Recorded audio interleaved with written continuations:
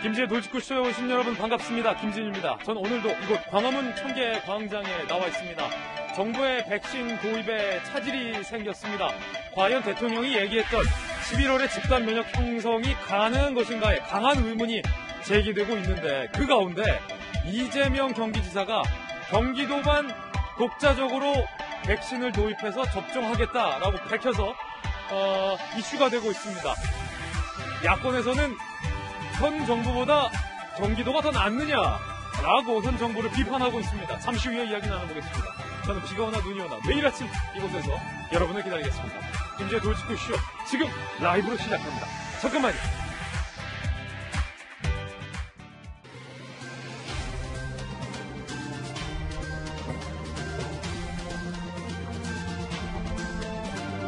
신문 읽어주는 남자입니다. 정부의 백신 공급에 차질이 예상되자 이재명 지사가 대선을 앞두고 치고 나온 걸까요? 경기도 백신 독자적으로 접종 시작하겠다, 도입하겠다, 이사가 이렇게 밝힌 건데 이거 가능한 얘기인지, 그렇게 되면 중앙정부는 뭐가 되는 건지 잠시 후에 이야기 꼼꼼하게 나눠보겠습니다.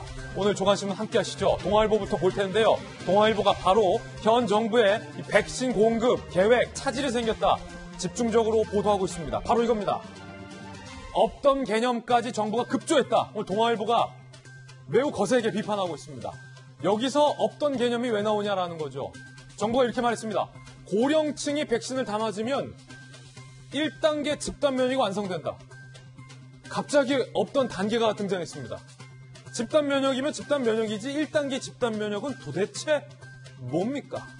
정부는, 대통령은 11월에 집단 면역을 약속한 바 있는데 갑자기 고령층이 다 맞으면 1단계 집단 면역이 완성되는 것이다 라는 이야기, 야당에서는 물타기 하는 거 아니냐?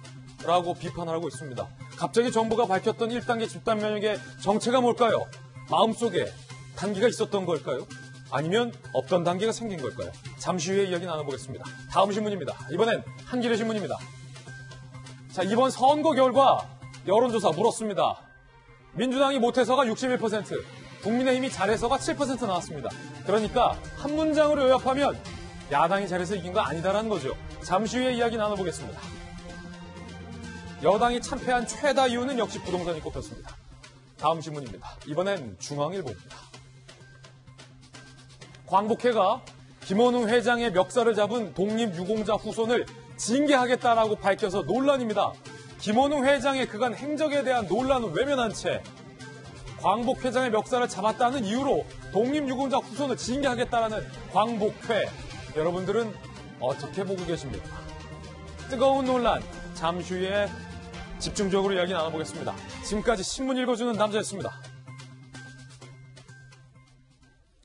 네, 오늘 아침 출연진 소개하겠습니다. 정혁진 대표 변호사, 김병민 국민의힘 비대위원 모셨습니다. 서울시 정무부시장을 역임한 민주당 김영주 전 의원, 이재명 정치부 선임 기자 나왔습니다. 어서 오세요.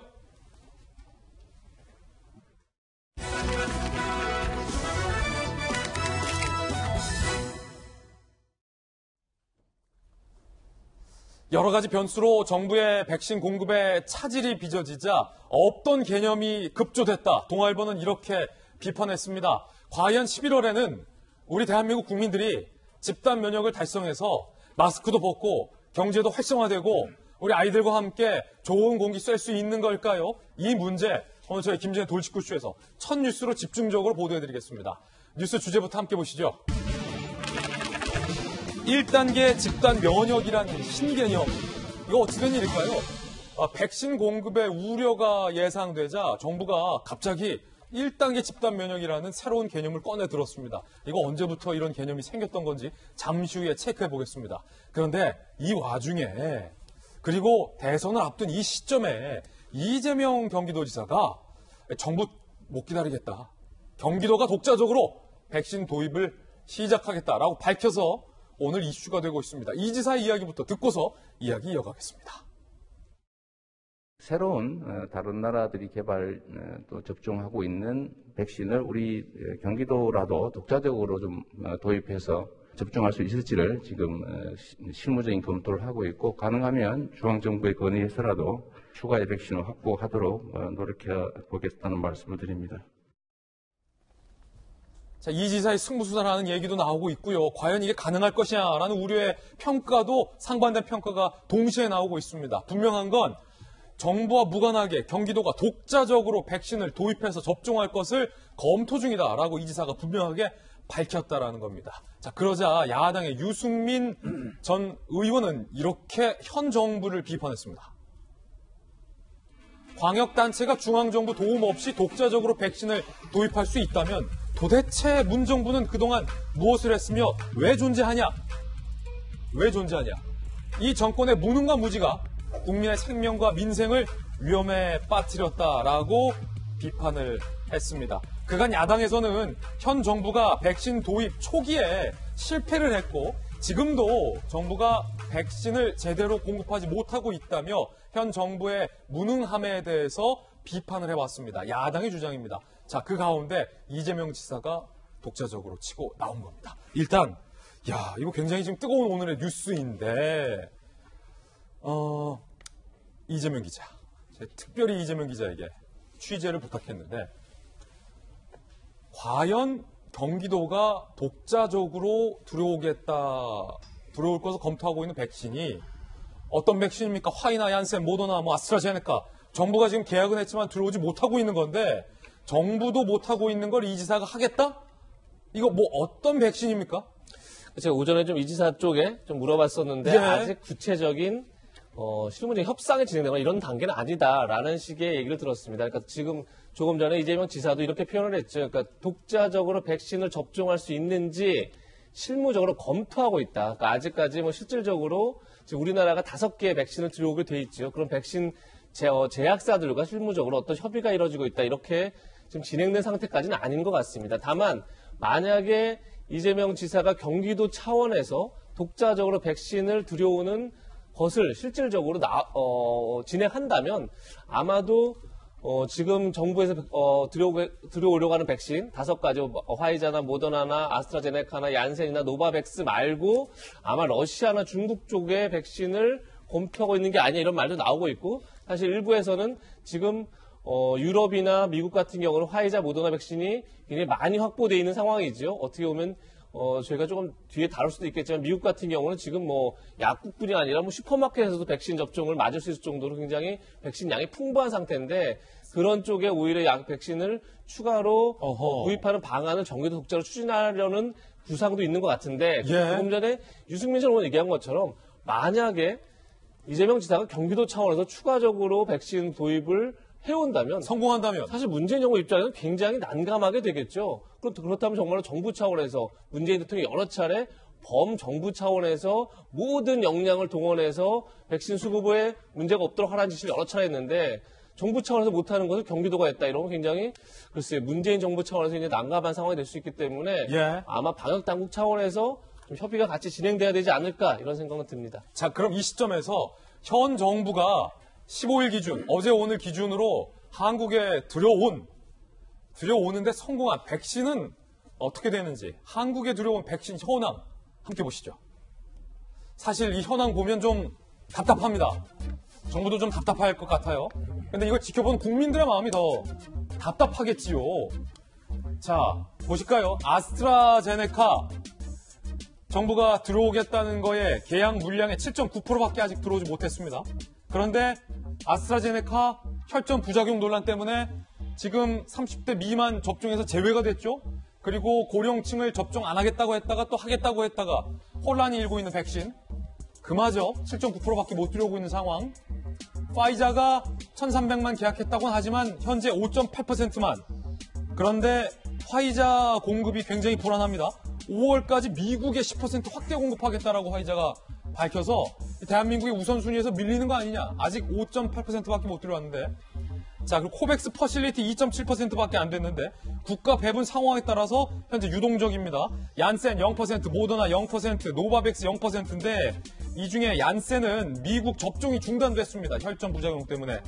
재개 결정도 현재 보류된 상황이고요. 모더나가 남았는데 미국의 2억 회분을 우선 공급하겠다고 밝혀서 과연 여름까지 한국에 모더나가 제대로 들어올 수 있을지 노바백스는 승인이 떨어질지 말지 아직 모르는 상황이라 현재로선 우리나라에 들어온 백신이 그리고 앞으로 들어올 수 있는 백신도 상당히 조금 어려운 상황임에는 자, 분명해 보입니다.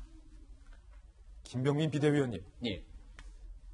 이 지사가 의도를 했든 의도하지 않았든 이같이 지금 현 정부가 백신과 굉장히 어려움을 겪고 있을 때 경기도가 들어올 수 있으면 들어오겠다라고 한 것이 이 지사가 의도를 했든 하지 않았든 바로 야당의 유승민 전 의원처럼 현 정부에 대한 비판으로 이어지는데 어떻게 보십니까, 야당에서는?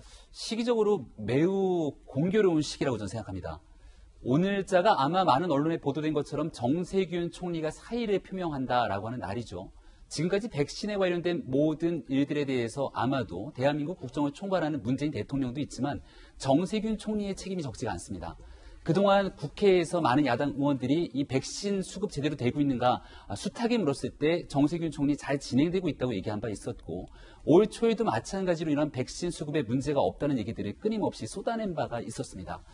그동안 이 문재인 정부와 집권당은 거의 한 몸처럼 움직였죠. 우리가 4.7 보궐선거의 토론회 과정을 보게 되면 더불어민주당이 후보로 출마했던 박영선 후보도 백신 공급에 관련된 이 비판을 받게 되는데 여기에 대해서 정부가 잘하고 있고 문제가 없다는 기조를 유지해왔죠.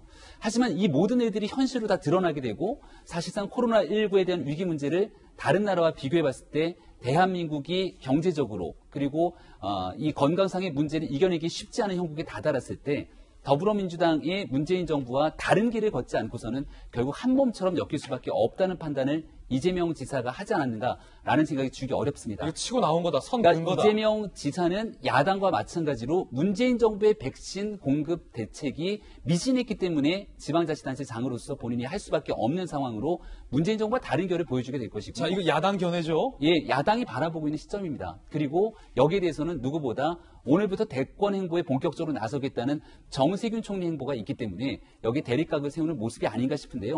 그럼에도 불구하고 이재명 지사가 2018년도 경기도지사로 당선됐던 시기 그리고 지금 현재까지 문재인 정부의 기간 더불어민주당과 국회의원들이 했던 많은 모습들을 지켜보게 되면 당, 정, 청의 원팀을 강조했던 정부이기 때문에 지금에 와서 다른 결을 보여준다 하더라도 결국 이 백신 수급을 제대로 확보하지 못했던 총체적인 책임에서 자유로울 수 없을 거다라고 하는 부분들을 이재명 지사도 유념해야 될 것 같습니다. 자, 이거 야당의 견해입니다. 문재인 대통령은 11월까지 집단 면역을 약속한 바 있습니다. 그런데 조금 전에 보셨듯이 백신의 수급 현황이 녹록치 않은데 과연 무슨 수로 11월까지 집단 면역을 완성할 수 있을지에 대한 의문의 목소리가 커지고 있습니다. 대통령의 이야기 들어보시죠.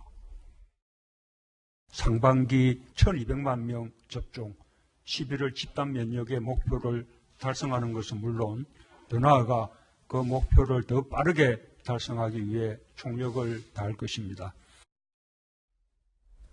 11월까지 집단 면역을 완성한다라고 말씀하면서 상반기에 1200만 명을 접종하겠다라고 했지만 상반기가 지금 2달밖에 남지 않았는데 10분의 1 정도밖에 상반기 접종 계획도 달성하지 못한 상황입니다. 자, 김영주 의원님. 네. 정부가 지자체보다는 더 할 수 있는 것, 권한도 많을 것 아닙니까? 네. 정부도 백신 도입에 이렇게 애를 먹고 있는데 지자체, 이재명 지사든 아니면 그 외에 누구가 독자적으로 백신을 들여온다. 이게 가능한 겁니까? 실제로 가능은 하죠. 아, 그렇습니까? 예. 제가 지금 알기로는 러시아 직접 백신을 공급하는 러시아 다이렉트 인베스트먼트 펀드에 의하면 공식적인 거래 대상자를 국가의 수장 또는 지자체장으로 되어 있습니다. 아, 그렇습니까? 예. 그렇게 됐고 충분히 논의할 수 있다. 가격 문제가 합의되면 이런 게까지 저한테도 답이 왔기 때문에 예. 충분히 가능할 걸로 보여지는데 다만 이제 우선 갖고 오더라도 국내에서 승인을 받아야 되고 식약처 승인을 받아야 되고 이제 그런 부분이 하나 있고 역으로 지금 모더나나 화이자 같은 경우는 어떤 상태냐면 사실은 많은 사람들이 그냥 그 회사하고 계약만 하면 이것이 갖고 올 수 있는 줄 알지만 사실 역으로 그 공장이 위치한 주지사가 승인을 해야지 해외로 빠져나올 수가 있어요. 아, 그렇습니다. 그런 어려움들이 사실 있습니다. 그런 의미에서 유승민 대표가 한 얘기는 매우 잘못됐다고 봅니다. 지자체 역할이라는 하는 것이 미국 내에서도 굉장히 크고 우리나라도 초기에 마스크 같은 경우는 지자체가 각각 서울시는 서울시대로 실제로 경기도는 경기대로 구매를 했거든요.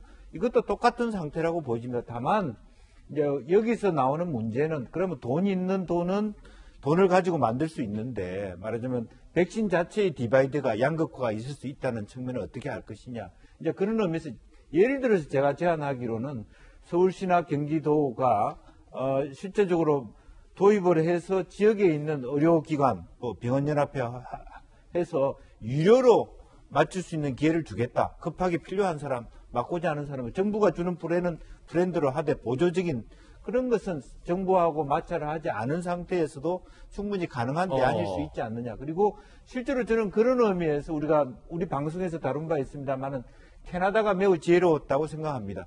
왜냐하면 아시다시피 거의 3상 실험이 잘 안 된 상태에서 급하게 도입했기 때문에 4가지, 3가지 백신 중에 어느 게 문제가 생길지도 모르기 때문에 모두가 충분하게 말하자면 가져와서 그 중에 안 되는 것을 버리고 다 국민들을 위해서 할 수 있고 또 남는 것은 아프리카에 기부를 한다든지 대팔란다든지 그럴 수 있는 여지가 있는. 캐나다는 인구의 4배를 사들였잖아요. 백신을요? 그렇죠. 그래서 그걸 초창기 우리나라에서도 잘못한 게 질병청에 그걸 맡겼다는 게 잘못한 거고 우리나라는 국정원과 기재부가 나서서 했어야 될 일이라고 봅니다. 예. 자, 결국 초기에 정부가 백신을 확보하지 못한 것이 지금 현 시점에 이 백신 수급 부족 문제로 이어진다라는 분석이 많은데 또 하나의 논란은 경기도지사가 독자적으로 백신 도입이 가능하다면 우리 정부가 경기도 차원보다 더 열심히 분발해야 될 것 아니냐라는 야당의 비판도 나오고 있다는 대목 골고루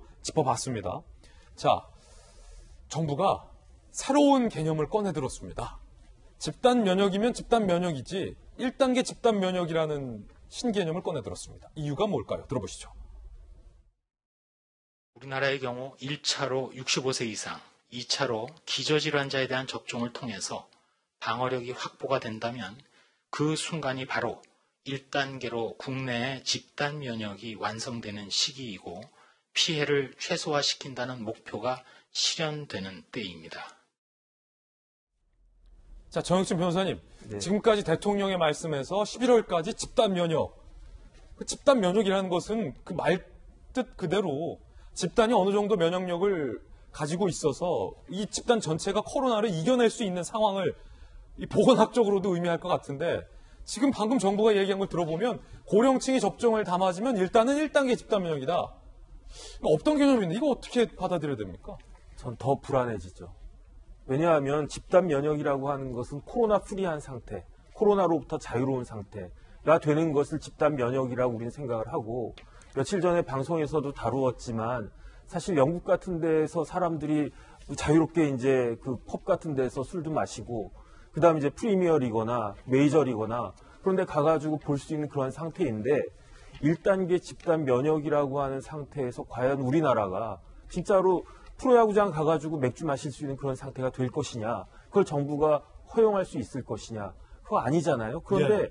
아닐 것 같은데 된다라는 식으로 강변을 하면 오히려 그런 이야기를 듣는 국민들 입장에서는 혼란해지고 이게 무엇인가, 이거 어떻게 해야 되는 건가, 뭐 잘못되는 것이 아닌가, 쓸데없는 불안감까지 생길 수밖에 없는데 저는 어떤 생각이 드냐면은 성경에 먼저 된 자가 나중된다는 말씀이 있거든요. 그런데 그 이야기를 딱 들어보면 생각해보면 코로나의 핵심은 마스크가 아니고 백신이었던 것 같아요. 그런데 흑묘 백묘가 중요한 게 아니고 뭐 누가 하얀 신을 신었는지 까만 신을 신었는지 그게 중요한 게 아니고 코로나를 잡는 것이 중요한 것이었는데 그런데 지금 우리나라가 자꾸 뒤처져 가고 있다는 그런 불안감, 얼마가 되더라도 이게 대통령이 됐든 경기도지사가 됐든 누가 됐든지 간에 빨리 누구라도 그 국민들이 안심할 수 있는 양이 확보가 되었다라고 하는 가시적인 성과를 보이는 것이 중요한 것이 아닌가. 지금 우리나라에 있어서 가장 큰 문제는 코로나 아니겠습니까? 그걸 해결할 수 있는 방법은 백신밖에 없는 것 같고 결국은 백신을 지배하는 자가 대권에 가장 근접할 것이 아닌가 하는 생각이 듭니다. 예, 이재명 기자, 제가 놓쳤을 수도 있으니까 지금까지 정부가 집단 면역, 11월에 집단 면역의 그 과정을 1단계, 2단계, 3단계, 4단계, 5단계로 나눠서 설명한 적이 있는지 1단계 집단 면역이라고 했는데 그게 총 몇 단계 중에 1단계인 건지 11단계, 12단계, 13단계, 14단계, 15단계일 수도 있잖아요. 제대로 된 설명이 한 번이라도 나온 적이 있었는지부터 짧게 답변 부탁드립니다. 1단계라는 설명은 처음 나온 거죠. 그러다 처음 나온 보니까 거다. 굉장히 급조된 개념이다 이렇게 얘기하고 있는 거죠. 자, 후속 질문 드릴게요. 그러면 1단계 집단 면역이 완성될 것이다라는 발언의 의미가 무엇일지, 예컨대 1단계 집단 면역이 완성됐다라고 하면 어디에서 누군가가 마스크 벗고 뭘 할 수 있습니까? 경제 자유 소상공인 활동들이 자유로워집니까? 1단계 집단 면역의 의미가 있습니까? 결국은 11월 달까지 전 국민 집단 면역을 발표했죠. 그걸 분명히 정부가 목표로 삼았습니다. 그런데 조금 전에 들으셨지만 그러려면 상반기 중에 1,200만 명이 맞았어야 합니다. 물론 아직 상반기가 이제 2달 반 정도 남았지만 근데 지금까지 130만 명 안팎이 맞았습니다. 그렇게 되면 10% 그 목표치의 10% 정도를 지금 맞은 겁니다. 아무리 봐도 상반기에 1,200만 명이 불가능하겠죠. 그렇게 되면 11월도 당연히 어려울 텐데 물론 불가항력적인 측면이 있었습니다. 그러니까 우리나라가 많이 확보했던 아스트라제네카가 갑자기 혈전 부작용 문제가 있었고 또 게임 체인저라고 불렀던 얀센도 한 번만 맞으면 된다 이렇게 해서 굉장히 시장에 높은 평가를 받았지만 역시 혈전 부작용 문제가 있었고 그러다 보니까 그렇다면 이제 화이자, 모더나가 이제 가장 좋은 백신으로 좀 각광받고 있는데 그것을 다시 유럽이나 미국이 사재기하고 그러다 보니까 우리는 더더욱 확보에 더 어려움을 겪고 있고 이런 이제 불가항력 측면이 있었지만 문제는 그렇다면 지금 현 상황을 정부가 정확하게 설명하고 이해를 구하고 더 노력하는 모습을 보여야 되는데 자꾸 1단계 집단 면역 얘기를 하고 있고 또 하나가 어제 갑자기 또 방역 당국에서 8월부터 우리가 또 새로운 백신을 위탁 생산한다. 근데 위탁 생산한다고 해서 그게 우리나라 물량으로 간다는 보장도 없는 거죠. 그러니까 그런 설익은 발표를 하는 게 자꾸 뭔가 목표를 달성하지 못하니까 설익은 발표로 자꾸 희망을 주려고 것 같은데 이게 잘못하면 오히려 희망 고문이 되는 거죠. 그런 점에서 뭔가 이 정부가 책임 있는 발표, 책임 있는 목표에 대한 설명이 지금 필요한 시점이지 자꾸 희망을 주는 건 별 의미가 없다. 오히려 더 나중에 더 큰 역풍을 맞을 수 있다는 생각이 듭니다. 물론 이제 정부 입장에서는 이렇게 해명할 수도 있을 것 같아요. 집단 면역으로 가는 과정 가운데 어떤 첫 단계를 의미한다라는 해명일 수 있겠으나 그게 몇 단계까지인지는 말씀을 해주셔야 저희가 알아들을 것 같은데 갑자기 1단계 집단 면역이 등장을 해서 많은 조간신문들이 비판적으로 보고 있는 것은 사실입니다. 주요 국가의 백신 접종 현황 한번 체크해 볼까요? 이스라엘 61.67% 백신 맞았고 영국 47.62%, 칠레 39.35%, 미국 37.05%, 독일 16.78%, 르완다 2.69%, 3월 25일자 기준으로. 한국은 2.51%에 불과하다. 아워 월드 인 데이터의 자료에 따르면 15일 현지 시간 기준으로 각국의 접종률이 이렇게 차이가 나는데 우리나라는 애석하게도 안타깝게도 많은 동남아 국가들보다도 접종률이 뒤처지고요. 아프리카 국가보다도 접종률이 뒤처지는 국가가 있습니다. 그리고 인도보다도 접종률이 뒤처지고요. 현재 중국 쪽은 데이터가 정확히 나오지 않은 상황입니다. 분명한 건 대한민국의 백신 접종률이 전 세계에서 매우 뒤처지는 수준이다라는 것은 분명한 팩트입니다. 이 가운데 미국에서 백신 접종과 관련돼서 정말로 우리나라가 비교했을 때 웃지 못할 상황이 발생을 했습니다. 함께 보시죠. 미국의 대부분 주가 국적, 체류 자격 관계없이 예약만 하면 백신 접종이 가능하다라는 오늘 동아일보 보도가 나왔습니다. 파이자와 모더나 백신 6억 회분을 확보했기 때문에 접종 대상 인구 2억 6천만 명을 접종하고도 남는다. 파이자가 모더나가 미국에서 남아 돈다는 얘기입니다. 국적에 상관없이 체류 자격에 상관없이 맞을 수 있다. 그렇기 때문에 미국 뉴욕 주재원 A씨가 미국은 고령자 대부분 접종 마친 상황, 부모님을 미국으로 초청해 백신 맞게 할까 싶은 생각이다. 또 다른 주재원은 친구들에게 백신 맞으러 미국 오라라고 말한 적이 있는데 어려운이 아닌 것 같다 라고 얘기하고 있는 상황입니다. 교민은 교회나 요양원 같은 곳에서도 남는 물량을 종종 풀기 때문에 아름아름 소개받으면 예약 안 하고도 접종받을 수 있다 라고 밝힌 상황입니다. 자, 더욱더 뼈아픈 현 정부로서는 상황이 아닐까 싶습니다. 자, 그 가운데 우리 정부가 남양 유업을 고발했습니다. 법적으로. 무슨 일 때문일까요? 불가리스 논란인데 지난 13일 한국의과학연구원이 주최한 코로나 시대 항바이러스 식품개발 심포지엄에서 남양 유업 측이 자사제품 불가리스가 인플루엔자 바이러스를 99.9% 사멸시킨다. 코로나19 바이러스도 77.8% 저감하는 효과를 확인했다라고 발표를 합니다. 이틀간 불가리스 판매량이 2배 이상 올랐고요. 남양유업의 주가가 20% 이상 급등했었다고 합니다. 그러자 식약처가 고발 조치를 했습니다. 남양유업의 발표는 임상시험 안 거친 상태에서 이루어졌고 불가리스 7개 제품 중에 1개 제품에 대한 연구 결과다. 순수 학술 목적을 넘어 이거 홍보다. 식품표시광고법 위반 혐의로 남양유업을 고발했습니다. 정혁지 변호사님. 네네. 이거 법적으로 뭐 때문에 지금 고발이 된 거고 남양유업이 처벌받을 수 있는 겁니까? 일단 회사 입장에서는요, 자기 회사의 제품을 광고하려고 하는 그러한 욕망이 많죠. 그렇기 때문에 일반적으로 공정거래법 관련해가지고 표시광고 공정화에 관한 법률이 있어서 이런 과장 광고를 막도록 되어 있는데, 그런데 그 중에서도 식품 같은 경우는 사람한테 미치는 영향이 직접적이고 또 심각할 수가 있기 때문에 따로 식품에 관해서만 표시광고에 관한 법률이 따로 별도로 제정이 되어 있어요.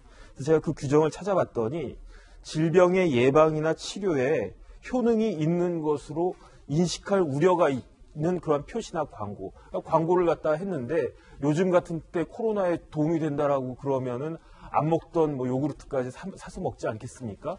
이런 식으로 하게 되면은 이거는 그 중대한 범죄이기 때문에 처벌이 된다, 처벌받아야 된다. 이게 식품표시광고법이거든요. 그래서 10년 이하 징역이나 1억 원 이하의 벌금에 처해질 수 있도록 그 규정이 되어 있는데, 남양유업 하면은 사실은 상장사이고 굉장히 규모가 큰 그런 유명한 회사인데 왜 저런 그 무리수를 두었는지, 이거는 국민들을 속이는 그러한 결과가 될 수 있는 것이기 때문에 이런 부분들에 대해서는 그 엄격한 제재가 가해져야 되는 것이 아닌가 싶습니다. 예. 자, 이번엔 저희가 준비한 두 번째 이슈를 살펴보겠습니다. 서울시장 보고했던 그 이전부터 TBS 김어준 씨에 대한 논란이 끊이지 않습니다. 요즘에는 그의 고액 출연료 논란까지 일고 있는데 TBS가 그의 출연료를 끝까지 공개하지 않으면서 더욱더 논란이 가중됩니다. 그 가운데 TBS가 김어준의 뉴스공장이 돈을 잘 버니까 문제없다라는 식의 해명을 해서 논란이 더욱더 커지고 있습니다. 자, 일단 한 매체가 김어준 씨가 고액의 출연료를 받고 있는데 1인 회사, 1인 기업을 수령을 세워서 절세 효과를 편법으로 누리고 있다라는 의혹을 제기했습니다. 이 매체의 주장입니다. 함께 보시죠. 자, 일단 이재명 기자, 이게 뭐 어떤 의혹을 제기한 겁니까? 쿠키뉴스가 설명 좀 해주시죠. 일단 야당이 지금 뭐 김어준 씨가 회당 200만 원가량을 받는 것 아니냐 이런 의혹을 제기했었죠. 네네. 그런 가운데 TBS 김어준 씨가 이 출연료를 자신의 회사, 1인 회사를 만들었는데 그게 주식회사 김어준입니다. 이 회사 이름 자체가. 아, 그건 사실입니까? 만든 거? 그렇죠. 그 회사 자체는 실제 존재하는 회사인 거죠. 주식회사 김어준. 그렇죠. 주식회사 김어준으로 그 출연료를 입금시킨다. 네. 라는 의혹을 제기한 거죠. 그렇게 되면 그 1인 법인을 통해서 출연료를 편법으로 납세할 수 있다 이런 의혹이 제기되는 건데 왜 그러냐면 지금 이 세무사 얘기처럼 법인을 설립하면 출연료를 사업소득이나 기타 소득으로 받는 것보다 세율에서 이득을 볼 수 있다. 세금을 덜 내도 된다고요? 제가 종합소득세를 내면 최고 45%까지 번 돈에 45% 세금을 떼야 되는데 그것을 만약에 법인을 돌려서 법인세를 내면 법인세의 최고 세율이 25%니까 그만큼 절세 효과를 볼 수 있다는 거죠. 그러니까 이게 일종의 편법 절세 아니냐 이런 의혹이 제기됐던 겁니다. 아니 그런데 지금 이 등기사항을 떼봐서 주식회사 김어준이라는 회사를 세운 거긴 한데 자, 뭐 이재명 기자, 김어준 씨 회사, 주식회사 김어준이 뭐 제대로 된 회사하고 임원도 좀 많고 사업도 활발하게 하면 뭐 편법 절세다라는 비판 자체가 무의미해지잖아요. 그렇죠. 근데 지금 사내이사 김어준 이렇게 써 있는 것처럼 임원으로 이제 김어준 씨가 등록돼 있죠. 그런데 사실상 이제 1인 회사 같습니다. 다른 이제 임원들이 없기 때문에 그리고 이제 방송 콘텐츠 유통업 등을 이제 하겠다 이렇게 방송 그 설립 목적을 세워놨는데 김어준 씨의 명은 원래 이제 방송과 관련된 사업을 하려고 회사를 설립했는데 예. 실질적으로 뭐 이유는 설명하지 않습니다. 뭐 여러 이유 때문에 실질적으로 사업을 못했고 그래서 그냥 회사만 있는 거다. 그리고 실제 본인이 그쪽으로 받았던 출연료들을 돌린 적이 없고 다 종합소득세로 신고를 해서 다 냈다 이렇게 좀 주장하고 있어서 사실 이 여부 자체는 좀 더 확인이 필요한 그런 상황입니다. 아, 그렇군요. 김어준 씨의 이제 반박도 만만치 않군요. 회사가 있는 건 사실이지만 출연료를 글로 돌리지 않았다라는 게 김어준 씨의 반박인데, 자, 이 회사가 자 무엇을 하는 회사로 설립이 된 건지 그 내역이 나와 있는데 함께 보시죠. 보면은 부동산 임대업도 들어가 있고요. 통신 판매업도 들어가 있고요. 숙박 및 음식점업도 들어가 있고 주류 판매업도 들어가 있고요. 광고 작업, 영화 비디오, 그리고 매니저 다양한 사업 종류가 들어가 있는데 사내이사 임어준은 이제 임원은 사내이사 김어준 한 명인 1인 기업이다라는 현재 상황 되겠군요. 김어준 씨의 이 의혹에 대한 반박 해명 들어보시죠. 김어준 TBS 출연료 입금용 회사 설립 의혹. 그 법인은 제가 방송 관련 어떤 사업을 구상하고 설립한 건데 여차저차 해서 사업을 결국 안 하기로 했고 그래서 저는 출연료를 한 푼도 빠짐없이 종합소득세로 신고합니다. 탈루 혹은 절세 시도가 1원도 없어요. 자, 김어준 씨 주장인데 김병민 비대위원님, 야당에서 요즘 김어준 씨의 다양한 문제들을 비판하고 있잖아요. 예. 김어준 씨 해명 들으셨는데 어떻게 들으세요? 지금 TBS 교통방송은 서울 시민들에게 교통에 관련된 문제, 유용한 생활정보를 제공하고 시사에 대한 얘기를 하게 된다면 이 백신 수급에 관련된 문제처럼 우리 국민들에게 정말 필요한 얘기들을 전달해야겠죠. 그래서 저 자리에서 본인에게 제기되고 있는 각종 의혹들을 해명하라고 서울 시민이 혈세를 통해서 TBS에 돈을 지원하는 건 아니지 않습니까? 공영방송에서 네. 자기 얘기를 자기 해명을 하는 거 부적절하다? 아니, 자기 방송에서 그 방송은 공공재고 그 방송을 운영하기 위해 서울 시민의 혈세가 들어가고 있는데 거기에 본인의 일방적인 주장을 가지고 얘기할 수 있는 공간은 아닌 것이죠. 김어준 씨가 본인에 대한 얘기를 해명하고 싶으면 SNS나 본인의 유튜브 채널이라든지 아니면 기자회견을 자청해서 얼마든지 이 문제를 제기하고 있는 기자들과 매체들에게 충분하게 해명할 수 있는 노릇입니다. 이렇기 때문에 김어준 씨가 지금 방송을 진행하고 있는 TBS, 서울시의 교통방송에서 제대로 된 역할들을 수행하고 있는 것인가? 정치 편향성 논란부터 결국 개인이 끌고 가는 여러 가지 사적 문제에 이르기까지 김어준 씨의 방송에 문제가 제기될 수밖에 없는 상황이고요. 이 정도 상황에 이르렀으면 지금 각종 논란 속에서 본인 스스로가 지난날 있었던 문제들 분명하게 팩트로 정리되는 문제들이 있습니다. 위안부 피해 할머님을 향해서 있을 수 없는 얘기를 끄집어냈던 얘기가 가장 대표적인 케이스 텐데 배후가 있다. 이런 일들에 대해서 국민 앞에 죄송하다는 사과 말씀과 함께 앞으로의 행보 등에 대해서 언급을 이어가는 것이 맞는 일일 텐데 여전히 뭐가 문제냐는 방식으로 끊임없이 대척점에 서 있는 게 결국 시민들에게 불필요한 논쟁들을 소모적으로 가져가고 있는 것은 아닌지 김어준 씨가 좀 생각해 봤으면 좋겠습니다. 야당에서 제기하고 있는 큰 문제 제기의 한 축의 본질은 고액 출연료입니다. 기준에 넘는 고액 출연료를 TBS가 지급한 것이 사실인지 계약서 없이 구두 계약으로 이 같은 고액의 출연료를 지급한 것이 사실인지에 대해서 야당은 집중적으로 캐묻고 있습니다. 야당의 문제 제기 자세히 살펴보시죠. 허은하 국회의원, 김어준 출연료가 회당 200만 원이라면 박원순 체제하에서 1137회를 진행했다. 이를 통해 번 돈만 23억이다. 좌파 코인의 최대 수혜자가 김어준이다. 좌파 코인이다라는 얘기까지 나온 상황입니다. 공영방송이고 과연 서울시의 시민들의 세금이 상당수 지원되는 TBS에서 김어준 씨에게 얼마의 출연료를 줬는가는 굉장히 중요한 문제일 것 같습니다. 김어준 씨는 이에 대해서 뭐라고 얘기했을까요? 들어보시죠. 제가 공직자도 아니고 선을 그냥 막 넘어가시는데 어떤 의도로 어떤 장단에 맞춰서 이런 기사를 쓰는지는 잘 알겠는데 내곡동 취재, LCT 취재 같은 거 하시길 부탁드리고 공직자도 아닌데 제가 개인 계좌를 또 주니까 자 오버들 하지 맙시다. 자, 오버하지 말랍니다. TBS는 뭐라고 답하고 있을까요?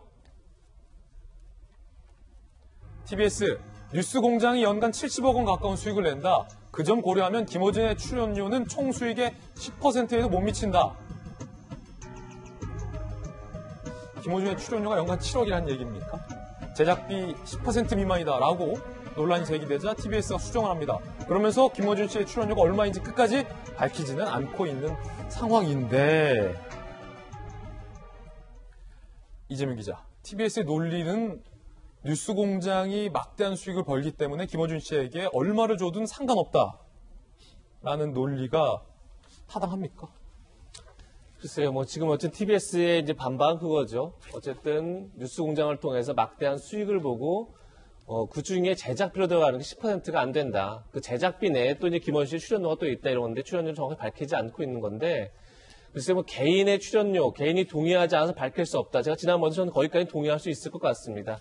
다만 이 논란의 본질은 어쨌든 TBS가 서울 시민의 세금으로 막대한 세금이 들어간다는 거죠, TBS에. 그렇다 그러면 TBS가 당연히 세금으로 운영되는 공영방송인 만큼 그 공공성을 담보하기 위해서 정치적 중립성을 담보하기 노력을 했어야 되는데 그런 노력을 보이지 않았다는 게 이제 이 문제의 본질의 시작이었던 것 같고 전 이런 생각이 듭니다. 야당에서 왜 이렇게 이 문제를 집요하게 제기할까? 조금 전에 김어준 씨가 이런 거 제기할 시간에 내곡동 취재나 해라 이런 얘기를 합니다.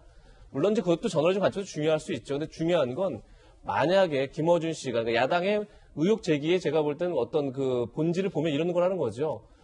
김어준 씨가 내곡동 논란, 그러니까 처음에 시작은 어쨌든 오세훈 후보가 당시 시장시설에 셀프 보상을 받았느냐였죠. 그런데 김어준 씨 방송을 통해서 그 논란은 측량을 갔는지 아니면 생태탕을 먹었는지 굉장히 엉뚱한 대로 비화됩니다. 그것이 이제 김어준 씨 방송에서 줄기차게 제기했던 의혹입니다. 근데 그 의혹이 만약에 후보 검증이나 내지는 어떤 저널리즘 관점이 아니라 어떤 본인의 방송, 본인의 자리, 본인의 이익을 담보하기 위한 것이었다면 큰 문제인 거죠. 그러니까 그런 문제에서 지금 이 논란이 제기된 것이다. 그렇다 그러면 TBS나 김어준 씨가 보다 책임감 있게 설명을 하고 설득을 하고 이해를 구하는 게 맞다. 저는 개인적으로 생각합니다. 오늘 방송에서 조금 전에 김어준 씨가 뉴스 공장을 통해서 벌어들이는 수익이 막대하다. 제작비를 충당하고도 남을 만큼 많다. 그렇기 때문에 내가 출연료를 얼마 받는 것은 문제가 안 된다라고 TBS와 같은 논리로 조금 전에 주장을 했다고 하는데 정혁진 변호사님. 네네. 근데 이 주장을 잘 살펴봐야 될 게 이거 김어준 씨가 다 버는 돈인가? 라고 보면 방송의 원리상 그렇지 않거든요.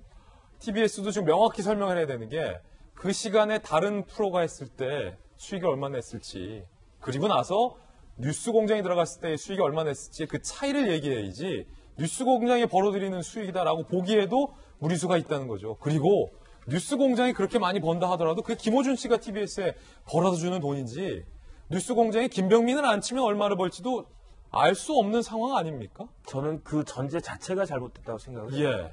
TBS는요, 주식회사가 아니에요. 예. 돈을 버는 영리법인이 아니고 정확한 TBS의 명칭은 뭐냐면 서울특별시 미디어 재단이에요. 그러니까 정부 예산, 서울 지방자치단체 예산이 들어가는 거죠. TBS는 돈을 벌려고 만든 게 아니고 아까 이제 김병민 위원께서도 말씀하셨지만 방송을 통해서 교통 및 생활 정보를 제공하고 지역 관련 정보를 제공하고 이런 것들을 하기 위해서 한 거기 때문에 뭐 돈을 많이 벌면 좋겠지만은 저런 논리는 기본적으로 성립이 되지 않는다라고 생각을 하고 어떤 법이 있냐면은 지방자치단체의 출연 기관에 운영에 관한 법률이 있어요. 그래서 이제 TBS 같이 서울시 같은 지방자치단체가 출연한 그 기관에 대해서는 이러이러하게 운영을 갖다가 해라. 그런데 그 중요한 내용 중에 하나가 행정안전부가 출연 기관에 대해서 예산 편성 지침을 만들어야 되고 그 예산 편성 지침을 따라야 된다라고 하는 게 법률의 규정이거든요. 그래서 제가 그 예산 운영 지침을 찾아봤어요. 찾아봤더니 굉장히 내용이 많던데 그중에 제일 중요하다고 제가 봤던 게 뭐냐면 예산 집행의 투명성을 강화해라. 그런데 쉽게 말하면 투명성을 강화하는 것의 가장 기본적인 것은 무엇이냐. 계약서 제대로 쓰는 것부터 시작이 돼야 나머지는 그거로서부터 한 거 아니겠습니까? 작년에 제가 찾아봤더니 TBS의 1년 예산이 505억이었고요.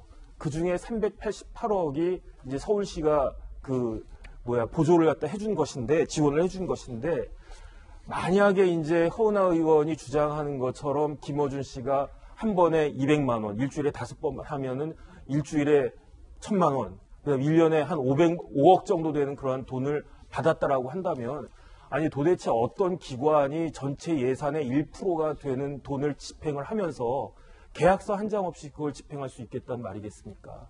저는 이거는 완전히 따라 올라가 보면은 법의 기본적인 정신을 제대로 지키지 않는 위반한 것이 아닌가 그런 생각이 들고, 그 다음에 정부 돈을 받아가지고 그 돈의 상당 부분이 내 출연료라고 하면 김어준 씨는 내가 정확히 얼마를 갖다가 받았고 내가 뭐 이렇게 기여를 했다 그 이야기를 하면 될 거를 왜 말을 흐리면서 딴 데로 시선을 돌리려고 하는지 납득이 가지가 않습니다. 논란은 방금 말씀하신 것처럼 과연 제대로 된 계약서를 썼느냐의 논란입니다. 야당에서는 구두 계약한 거 아니냐. TBS는 이렇게 반박합니다. 출연료 200만, 먼저 국민의힘 200만 원, 상한액 100만 원. TBS 제작비 규정에 어긋난다. 입장문, 인지도 등 특별히 고려해야 하는 경우 상한액을 초과해 제작비 지급 가능하다라고 반박했고요.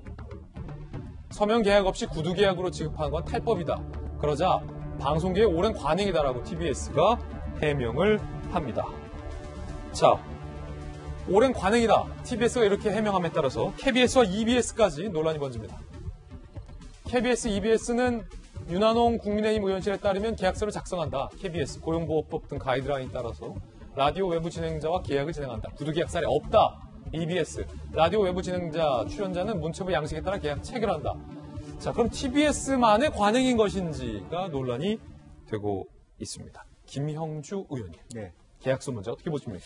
저는 그러니까 서울시 의회 역할이 굉장히 중요하다고 봐요. 서울시 의회가 그동안에 사실은 박원순 시장 한 거의 상기 동안에 거의 같은 당의 의회로서 아주 성실하게 자기 말하자면 하부 기관들에 대한 감사라든지 이제 그런 부분에 대해서 소홀했을 가능성이 많다라고 보여지고 만약 이런 부분들이 있다면 감사 지적 사항이 있어야 된다. 내부 감사를 하든 시의회에서 왜냐하면 시가 돈을 주니까 그런 부분들을 정확하게 규정을 해서 예. TBS도 KBS와 EBS에 준하는 그와 같은 규정이 되도록 유도할 의무가 있다고 봐요. 그런데 예. 지금 이것이 자칫 잘못하게 보면 어떤 정치적인 성향에 따라서 이쪽은 또 우리 쪽 옹호하니까 또 시장이 이런 부분들을 원하니까 혹은 한때 박 시장은 또 그 산하기관이 갖고 있는 자생력을 위해서 돈을 벌어오라 이렇게 그것도 잘못된 말은 아니거든요. 굉장히 손실만 가져오는 것이 아니라 이제 그런 분이 있기 때문에 그런 부분들을 사실 1차적으로 시의회가 조금 더 좀 독립적이고 중립적으로 말하자면 이것은 지금이라도 시가 감사에 착수하고 예. 또 물론 독립법인으로서의 한계가 직접적으로 말하자면 이게 잘못하면 언론에 대한 또 이것을 또 침해 요소가 있으니까 그 부분을 면밀하게 잘 따져서 TBS도 이렇게 저항적인 목소리를 낼 것이 아니라 그동안의 관행이라 하더라도 잘못됐으면 고치겠다 이렇게 네. 답을 하는 것이 상식이라고 봅니다. 그렇군요. 사실 저는 이 문제의 어떤 본질적인 논란은 김어준 씨가 얼마의 출연료를 받느냐라는 문제보다는 얼마의 출연을 받든 워낙 영향력이 있는 사람이기 때문에 적법하게 그 절차를 거쳐가면서 집행됐느냐. 이 어떤 절차적인 정당성의 문제일 것 같습니다. 공개를 하고 그 뒤에 내가 이렇게 수익을 내기 때문에 문제없다라는 식의 해명, 투명한 해명이 따라온다면 이 문제는 논란이 안 될 것 같은데 얼마를 받는지 공개하지 않은 상황에서 내가 이만큼 벌어준다라는 식의 해명만 반복되고 있기 때문에 계속해서 논란이 되는 것 같고요. 또 하나의 문제는 과연 이 TBS 공영방송에서 김어준 씨의 방송이 과연 정치적으로 편향되지 않은 방송을 했느냐의 논란이 존재합니다. 강하게 존재합니다. 서울시 직원들만 쓸 수 있는 직원 게시판에 이런 글들이 분분하다고 합니다. 편파성을 떠나서 서울시민 예상으로 운영되는 공영방송에서 정치적 발언하는 게 문제다라는 글들이 올라왔다고 하고요. 청취율 압도적 1위, 그 많은 청취자가 그럼 다 편향된 것이냐라는 반론도 있다고 합니다. 지자체 예산이 투입된다는 게 문제의 본질이다라는 반론의 반론. 방송한 지 몇 년째 됐는데 왜 이제야 이런 얘기가 나오냐라는 반론의 반론. 예전부터 나온 얘기다라는 재반론. 그동안 계속 말했지만 누가 들어줬냐? 지금은 말이 통하겠냐? 오 시장이 교통방송 하라는 거 못 봤냐? 서울시 직원들의 게시판이 이렇게 시끌시끌하다라는 상황입니다. 야당에서는 어떻습니까? 이 문제 제기에 대해서 하나 TBS가 제대로 된 입장을 현재는 내지 않고 있는 상황인데 예컨대 출연료를 공개하지도 않고 있는 상황이기 때문에 야당에서는 이 문제 계속해서 문제 제기할 겁니까? 문제 제기를 할 수밖에 없고요. 이번 보궐선거를 통해서 TBS의 문제, 김어준 씨 교통방송의 정치적 편향성의 문제는 이미 숱한 도마 위에 올라왔고 여기에 대해서도 유권자들의 선택 과정에 중요한 요소로 작용되지 않았을까라는 생각이 듭니다. 시장이 바뀌고 나서도 TBS는 전혀 흔들림이 없습니다. 이유는 TBS는 서울시 산하의 독립된 미디어 재단이기 때문에 여기에 대한 편성 등에 대해서 서울시장 등 외부의 관여가 불가능하다 이렇게 아예 철벽 방어를 하고 있는 상황이죠. 그렇다면 외부에서의 관여가 불가능한 독립된 재단이라면 그 독립된 재단이 조례에 규정되어 있는 근거와 원칙에 따라서 아주 공명정대하게 운영되고 있음을 보여줘야 될 의무가 있는 것이죠. 그렇기 때문에 사람들이 물어보고 있는 겁니다. 법과 원칙에 따라서 김어준 씨 방송이 잘 진행되고 있는 건지, 법과 원칙에 따라서 김어준 씨는 제대로 돈을 받고 있는 것인지, 법과 원칙에 따라서 정치적 중립의 의무를 지키고 있는 것인지, 여기에 대한 답과 해명을 하지 못하게 된다면 이건 김어준 씨뿐 아니라 TBS 사장을 비롯해서 서울 시민의 혈세로 운영되고 있는 교통방송이 스스로가 책임을 묻고 여기에 대한 시민 있게 답을 해야 될 의무가 있는 것이죠. 정치적인 쟁점화를 시키려고 했던 많은 부분들, 지난날의 얘기들 하나하나 끝없이 끌어내기 시작하면 한도 끝도 없을 겁니다. 오세훈 시장이 서울시장 취임하고 나서 정치적인 갈등을 최소화시키기 위해서 아마 말을 좀 아끼고 있는 상황으로 보고 있습니다만, 여기에 대해서 시민분들이 지켜보고 있는 바에 따라서 이제는 그 답을 김어준 씨가 그리고 TBS 교통방송이 시민들 앞에 내어놓을 때가 아닐까라고 생각하고, 그렇지 못하게 된다면 야당은 시민의 뜻에 따라서 거듭 문제 제기를 할 수밖에 없다는 점도 함께 말씀드립니다. 네. 자, 야당의 주장이었습니다. 이번엔 저희가 준비한 다음 순서입니다. 오늘 뉴스 중에서 가장 뜨거운 3인방을 저희가 꼽아봤습니다. 오늘의 핫3 공개합니다. 광복회를 먼저 보겠습니다. 멱살을 잡은 독립유공자 후손을 광복회가 징계하겠다라고 나서서 논란이 되고 있습니다. 광복회장의 언행에 대해서는 광복회가 전혀 자성의 목소리가 없고, 멱살을 잡은 독립유공자 후손만 문제 삼겠다라고 하는 논란입니다. 두 번째는 서해지 씨를 향해서 또 다른 의혹이 오늘 새로운 의혹이 제기됐습니다. 계속 매일 제기되고 있어요. 세 번째는 주한 벨기에 대사 부인이 우리나라 옷가게 점원에 뺨을 때렸습니다. 논란입니다. 자, 뜨거운 핫3, 핫1, 광복회, 이런 사건이 있었죠. 멱살잡이. 자, 멱살을 잡는 행동에 대해서 부적절하다라는 비판의 목소리도 있었습니다만, 독립유공자 후손이 광복회장의 멱살을 잡았다라는 것이 단순히 이 행동만으로는 해석할 수 없는 사안이라는 여론이 많습니다. 오죽하면 광복회장의 멱살을 잡았겠느냐부터 김원훈 광복회장의 그간의 행동들이 과연 광복회 회원들로부터 정당성을 인정받느냐의 문제까지 다양한 이야기들이 나왔었던 한 장면, 한 사건이 바로 저 사건이었습니다. 그런데 광복회가 저 유공자의 후손을 징계하겠다라고 밝혔습니다. 지난 11일 임시정부 기념식에서 김원훈 광복회장의 멱살을 잡았던 김임용 광복회원을 상보리에 회부하겠다라고 밝혔고요.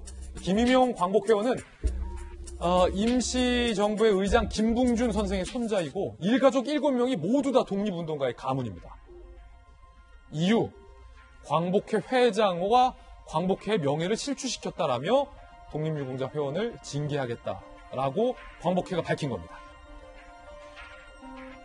자, 출석을 통보받은 김임용 독립유공자 후손은요, 나 직접 가겠다, 김 회장의 전횡 문제를 폭로하겠다라고 밝혔고요.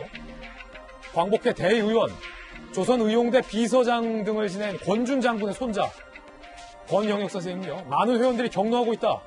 우리 회원들이 참석해서 김원웅 회장의 정치 행보를 낱낱이 항의하겠다라고 광복회에 대해서 비판적인 이야기를 하고 있습니다. 김원웅 회장과 광복회가 독립유공자 후손에게 보낸 징계위 회부 문건 함께 보시죠.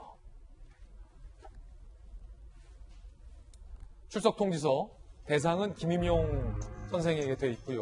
출석 사유로 보면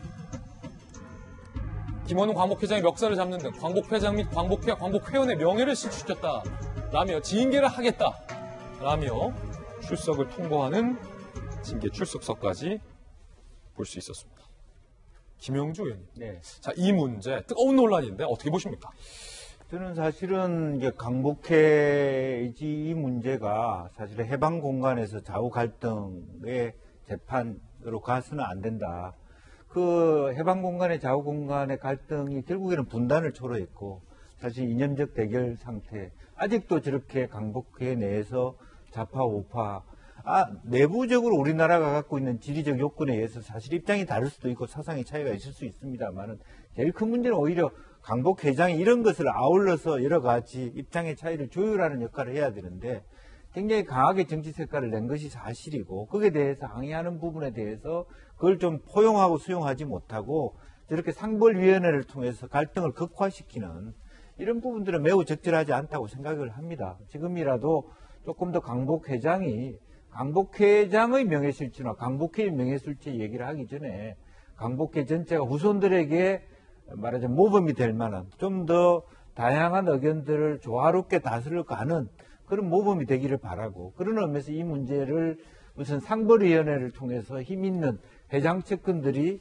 말하자면 다른 정파들을 몰아내듯이 이렇게 말하자면 공격해가는 그런 부분은 저는 적절하지 않다고 생각합니다. 자, 정혁진 변호사님, 이게 과연 광복회에서 밝힌 것처럼 회장과 광복회 회원들의 명예를 시추시킨 징계권이 맞습니까? 일단 제가 정관을 찾아봤어요. 네. 정관 찾아봤더니 징계 사유로 첫 번째는 정관이나 회칙을 준수하지 않았을 때, 두 번째로 그 광복회의 명예를 훼손하거나 광복 회원으로서의 품위를 유지하지 못했을 때, 굉장히 이제 포괄적인 거죠. 그런데 어떻게 보면 몸싸움이 있었고 폭행적인 그런 행동이 있었으니까 품위 유지가 안 됐다라고 일반적으로는 볼 수가 있을 것 같고요. 그 다음에 절차적으로 미리 징계 대상자한테 통보를 하고 소명 기회를 줘야 된다, 이렇게 규정이 되어 있어서 아마 아까 좀 전에 본 것과 같은, 지금 나오는 것과 같은 그런 통지서가 발송이 된 것 같고, 징계는 경고, 자격정지, 제명 이렇게 세 가지가 있더라고요. 그런데 제가 더 주목한 것은 정관 구조에 어떤 규정이 있느냐, 정치활동 등에 금지해가지고 특정 정당이나 특정인을 지지하거나 반대할 수 없게끔 되어 있다. 아, 그렇습니까? 일체의 정치활동을 불가하다, 이런 식의 규정이 있는데, 사실은 뭐 저런 부분들이 왜 생겼겠는가, 이 구조를 위반했기 때문에 광복 회장이 정치활동을 금지, 정치활동이라고 하는 게 제가 규정을 봤더니 단순히 특정 정당뿐만 아니라 어떤 특정 사람에 대해서 지지하거나 반대하는 것도 하지 않도록, 그만큼 광복회는 명예가 있고 존중되어야 하는 그런 존재니까, 그렇다라고 한다면 저런 그 불미스러운 행동을 그 김붕준 선생님의 그 뭐 손자가 한 근본적인 원인은 광복 회장에게도 전혀 없다라고 볼 수가 있겠는가, 저는 그런 생각이 들었습니다. 예. 자, 그런가 하면 광복회의 고문 변호사의 발언도 논란입니다. 야당 지지하는 이 광복회 독립유권자 후손들의 수준이 개탄스럽다. 후손들 대개가 가난한 환경에서 성장했다. 제대로 교육받지 못했고 온전한 직업도 갖기 어려웠다라고 글을 올립니다. 그러다 보니 태극기 집회 나가 박근혜 탄핵 무효를 외치기도 하고 김원웅 관련 시위하기도 한다. 김원웅 회장은 국가 원로다. 엄중한 징계와 법적 조치 의견 개진했다. 라며 김원웅 회장을 비판하는 독립유공자 후손이 가난하고 못 배웠기 때문이다 라고 폄훼하는 발언을 했습니다. 자, 이재명 기자, 광복 회장도 그렇고 고문 변호사도 그렇고 분열과 갈등을 통합하고 포용하는 역할을 국민들은 기대할 것 같은데 어째 반대로 갑니다. 저 발언을 보면서 굉장히 충격을 받았는데요. 그러니까 보통 애국지사의 자녀분들이 어렵게 사는 게 맞죠. 그러다 보니까 뭐 교육을 제대로 못 받았을 수도 있고, 그래서 변변한 직장을 못 가졌을 수도 있죠. 근데 그래서 어떻게 논리가, 그렇기 때문에 우리가 오히려 마음의 빚을 갖고 우리 사회가 그분들을 더 돌보고 더 배려하고 해야 되는 거죠. 그런데 논리가 어떻게, 그렇기 때문에 못 배우고 제대로 사회생활을 못했기 때문에 태극기 집회에 나오고 박근혜 대통령 탄핵이 무효라고 외친다, 이런 논리로 간다는 게 참 성립이 안 되는 거죠. 그러니까 그렇다면 뭐 우파는 못 배우고 직업을 제대로 못 가져서 그런 거고, 뭐 좌파는 똑똑하고 직업을 제대로 가져서 그런 거냐, 이런 말도 안 되는 논리로 가는 거죠. 이게 이제 대표적인 전형적인 진영 논리라고 표현이 되는데, 사실 여긴 논리는 없는 거죠. 그야말로 그냥 진영 억지와 진영 궤변이 있는 거죠. 그런데 문제의 심각성은 이거죠. 그런 분이 그렇게 진영 억지와 진영 궤변을 논리라고 착각하는 분이 광복회의 고문 변호사라는 점입니다. 그러니까 광복회라는 게 어쨌든 대한민국 건국에, 독립에 기여한 분들을 기리면서 이 대한민국은 나라의 자긍심을 갖고 애국심을 고취시키는 게 그 조직의 목적 아니겠습니까? 그런데 오히려 거꾸로 조금 전에 김영천 의원님도 해방 공간 속에서 좌우 대립이 연상된다고 했지만 오히려 국민 갈등을 부추기고 국민 편가름을 한다고 그러면 그 오히려 광복회가 존재하면 안 되는 거죠, 거꾸로요. 그런 역할을 한다면. 근데 그것을 오히려 고문 변호사가 조장하고 있다는 것, 이 사태를 어떻게 봐야 할지 굉장히 난감하지 않나 싶습니다. 예, 이재명 기자의 또 견해였습니다. 자, 이번에는 핫3 중에 핫2 보겠습니다. 연일 서혜지 씨에 대한 논란과 의혹이 제기되고 있습니다. 가스라이팅 조종설에 이어서 학폭 논란, 학력 위조 논란에 스태프 갑질 논란이 제기됐었는데 여기에 오늘 새로운 의혹이 또 추가됐습니다. 서예지 씨가 2017년에 영화를 찍고 나서 그 영화 촬영에 대한 의견을 언론들 앞에서 밝히는데 자, 연탄가스를 실제로 흡입했다라는 발언을 합니다. 이게 지금 논란입니다.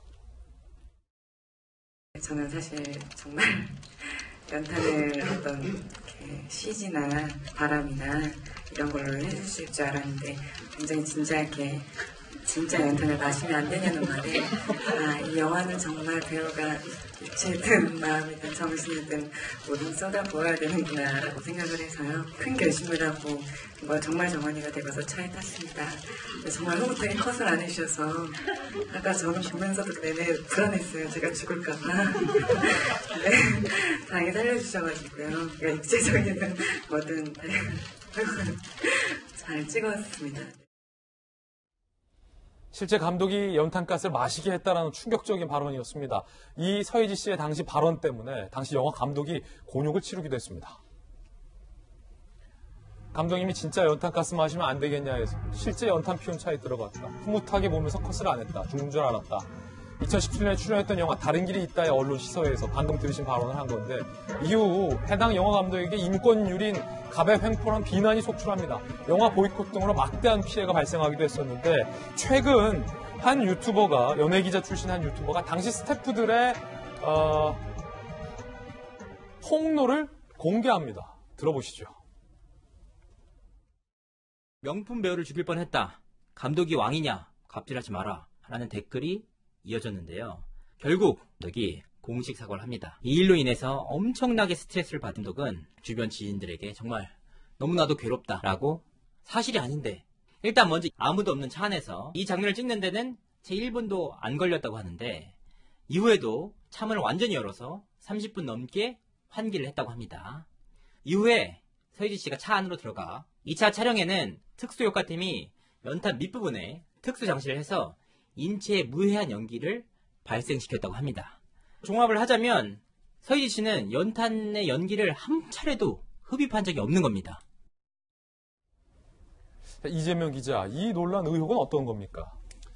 조금 전에 본 것처럼 서예지 씨가 당시 영화 제작 발표를 참여하면서 이제 아마도 제 생각에는 본인이 혼신의 연기를 다 했다 이런 점을 강조하고 싶었던 것 같은데 그 연탄 가스를 마시는 장면이 있는데 감독이 실제 진짜 마시면 안 되겠냐라고 해서 본인이 죽는 줄 알았다 이런 식의 표현을 하죠. 근데 웃으면서 얘기를 했기 때문에 사실 뭐 어떻게 보면 아까 얘기한 것처럼 이제 혼신의 연기를 했다 이런 걸 이제 강조하고 싶었던 것 같은데 이게 굉장히 논란이 됐습니다. 제가 당시 기사를 찾아봤더니 당시 제작 발표 이후에 실제 연탄 가스 마셔 이러면서 뭐 연기 논란 이렇게 또 기사가 났더라고요. 그러니까 그런 식으로 이제 논란이 되니까 감독이 그냥 곤욕을 치렀고 감독은 실제 SNS에 당시에 사과문을 게재합니다.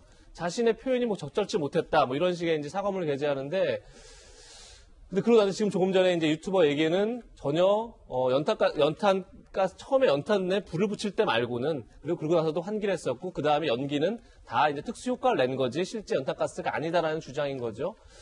실제 근데 연탄가스를 피우고 연기할 가능성은 극히 낮겠죠. 실제 네. 그럴 가능성 없을 것 같은데, 만약에 이제 논란이 돼서 감독이 곤욕을 치렀으면 제가 볼 때 서예지 씨가 나서서 오히려 본인이 해명을 해줬으면 이런 논란까지 안 갔겠죠. 그렇죠. 근데 이제 그런 게 없었던 게 오히려 서예지 씨의 의도와 다르게 굉장히 상대한 배려가 없는 것으로 다시 회자가 되고 있는 게 아닌가 싶습니다. 자, 김병민 비대위원님, 예. 연일 서예지 씨에 대한 의혹들이 지금 불거지고 있습니다. 어떻게 보십니까? 뭐 옛날 연인에 대한 정서적 학대라고 하죠. 가스라이팅 논란부터 시작돼서 학교 폭력, 거짓말에 관련된 문제까지 연일 새로운 폭로들이 계속해서 나오고 있는 상황인 것 같습니다.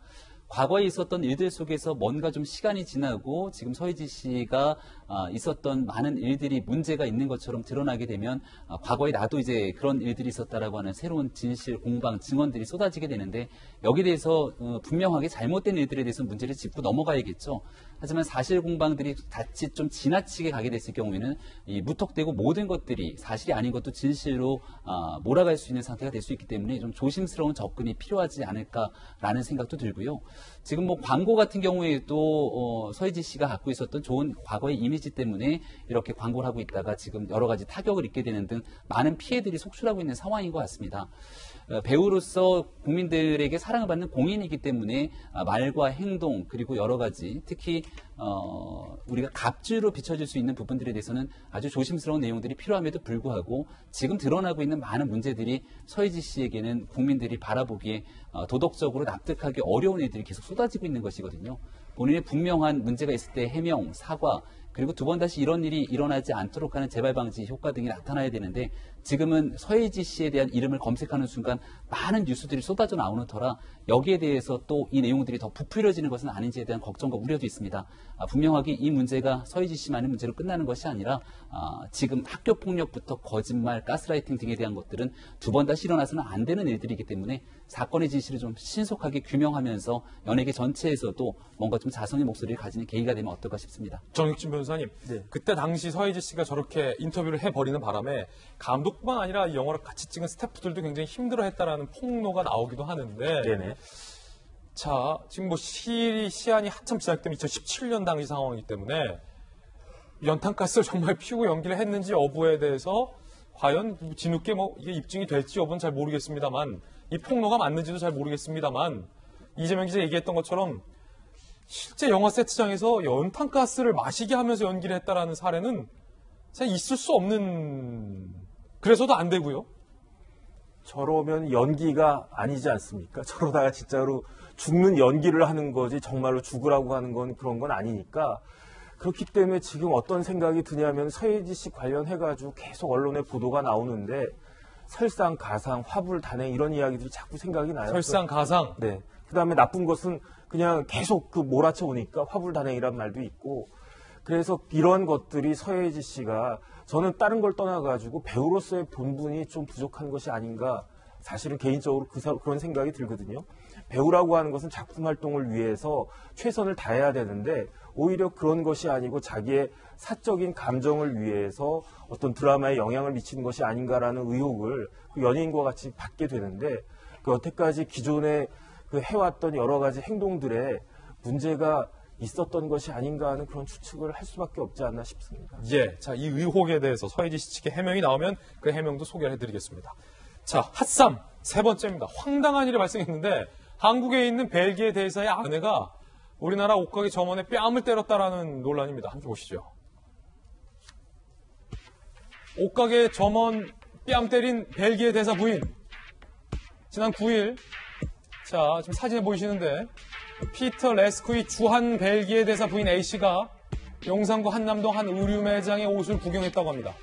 직원 B씨가 나가려던 대사 부인 A씨가 입고 있던 옷이 매장에서 판매되던 옷과 똑같아서 손님 구매를 하신 건가요? 라고 확인을 했답니다. 자, 대사의 옷으로 확인이 돼서 직원 B씨가 아이고 옷이었네요. 죄송합니다. 사과를 했다고 하는데요. 벨기에 대사 부인 A씨가 책임자를 데려오라 라며 이 직원 B씨의 팔을 흔들며 말리던 직원, 옆에 있던 직원 C죠. 왼쪽 뺨을 때렸다. 뺨 맞은 직원 C의 뺨이 붓고 눈에 실핏줄이 빨개질 정도로 세게 뺨을 때려서 부상을 받았다. 자, 현재 벨기에 대사 부인 A씨를 피의자로 입건해서 조사 중이라고 하는데, 자, 일단 여기까지 보고서 두 번째 논란도 잠시 후에 얘기 나눠보겠습니다. 김형주 의원님, 네. 뭔가 옷가게 직원과 또 이 벨기에 대사 부인과의 오해가 있었던 거는 분명해 보여요. 그러니까 벨기에 대사 부인 입장에서도 기분 나쁠 수 있죠. 그렇죠. 내가 내 옷 입고 갔는데 네. 혹시 뭐 이거를 계산도 안 하고 나갔냐라는 식으로 확인을 했다면 대사 부인 입장에서 기분 나쁜데, 그렇다 하더라도 네. 아무리 기분 나쁘다 하더라도 남의 나라 와서 어떻게 뺨을 때립니까? 실핏줄까지 빨개졌다는데. 네. 그래서 뭐 이 부분은 제가 좀 갈라서 얘기를 해야 될 부분은 대사 부인이냐 아니냐, 중국이냐 아니냐 이런 것을 갖고 논의를 안 했으면 좋겠습니다. 아, 그렇습니까? 저분 자체의 인성이 안 좋은 것이 문제 삼았으면 좋겠습니다. 그리고 실제적으로 보면 그러면 안 되죠. 뭐 기분이 굉장히 나쁘더라도 그렇게 정말 눈에 실핏줄이 터질 정도로 세게 때릴 일은 아닌 거죠. 오히려 이럴수록 그야말로 매니저 나오라 그래서 다시는 이런 일이 없도록 따끔하게 매니저하고 얘기를 하는 것이 맞고, 그런데 매장 관리를 이렇게 하면 되느냐 이렇게 말로 표현해야지 이렇게 행동으로 폭행으로 하면 될 수 없고 다만 지금 현재 대사 부인이기 때문에 아마 법적인 문제는 지혜법권의 영역들이 있어서 쉽지는 않을 것입니다. 그런데 일부 언론에서 이미 중국인 부인 이렇게 표현하는 것도 잘못하면 한중의 갈등의 영역으로 치기 때문에 이 문제는 저 사람 개인의 어떤 문제로 그렇게 비판해주고 판단해줬으면 좋겠다는 생각입니다. 예, 아주 적절한 문제 제기입니다. 그런데 법적인 논란 때문에 대사 부인이라는 것이 중요해졌습니다. 함께 보시죠. 면책 특권, 이거 얘기하는 거예요. 이거 얘기. 혐의가 발견돼도 처벌을 못한다. 경찰, 면책 특권 때문에 폭행 혐의가 인정돼도 공소권 없음으로 사건 마무리될 가능성이 높다. 외교 관계에 관한 빈 협약 때문이지요. 주한 대사관 직원 및 가족들은 면책 특권을 지닌다라고 돼 있습니다. 정혁진 변호사님, 네네. 사실입니까? 면책 특권 때문에 처벌 못합니까? 그 비엔나 협약이라고 있어요. 독일어 비인 협약인데 4조에 어떻게 규정이 되어 있냐면 외교관의 신체는 불가치입니다. 그러니까 임뮤니티라고 하는데 그러니까 어떤 식으로든지 간에 외교관에 대해서는 그 부인 포함해가지고 가족 포함해가지고 형사적으로 제재를 할 수가 없다. 그 이유는 외교관이 그 나라를 벨기에라고 하는 나라를 대표하는 것이고 그다음 전 또 어떤 생각까지 했냐면 벨기에라고 하는 나라에서 대사나 이렇게 외교관을 우리나라에 보낼 정도라면 그 사람은 적어도 저런 행동을 할 만한 그런 수준의 사람은 아니지 않겠는가라고 믿고 보냈는데 저런 엉뚱한 일이 딱 벌어졌다. 그래서 형사적으로는 그 면책특권 뭐 지극히 당연한 거니까 어쩔 수가 없는 거고 아마 입건돼봤자 입건도 안 될 것 같지만 공소권 없음으로 끝났는데 여기서 문제는 피해를 당한 직원이 있단 말이죠. 아주 심하게 폭행을 당해서 뭐 눈이 빨개질 정도로 그랬다고 했으니까. 예. 그런데 비엔나 협약에 보면은 민사도 원칙적으로 면책이 되게 돼 있어요. 그래서 예외되는 규정이 몇 개가 없는데 뭐 개인 부동산 관련된 분쟁이거나 아니면 외교관이 우리나라 와가지고 무슨 어떤 직업적인 상업적 활동을 해가지고 문제가 생겼을 때에는 민사소송을 제기할 수 있는데 이렇게 불법 행위로 인한 손해배상 청구가 민사적으로도 받아들여질 수 있을지는 사실 의문이기 때문에 그래서 제가 고민을 해봤는데 저 직원 같은 경우는 그 사장님이 좀 잘 배려를 해주시고 위로해 주시는 것이 현실적인 것이 아닐까 그 생각이 듭니다. 아, 사장님의 위로요? 네. 그렇군요. 어쨌든 일하다가 저런 일을 당했으니까 네. 달리 이제 벨기에 대사관에다가 어떤 걸 청구할 수 있는 아니면 제일 좋은 거는 벨기에 대사님이 미안하다라고 하면서 그렇죠. 뭐 치료비나 이제 금일봉 정도 딱 주시는 게 양국 간의 관계를 위해서 바람직할 것 같다는 생각이 듭니다. 네. 핫쌈 전해드렸습니다. 이번엔 정치권 소식 살펴보겠습니다. 지금 여당에서는 쇄신 작업이 한창 진행 중인데 그 쇄신을 가로막는 변수 중에 하나가 조국 사태다라는 당 내의 목소리들을 며칠 전해드렸습니다.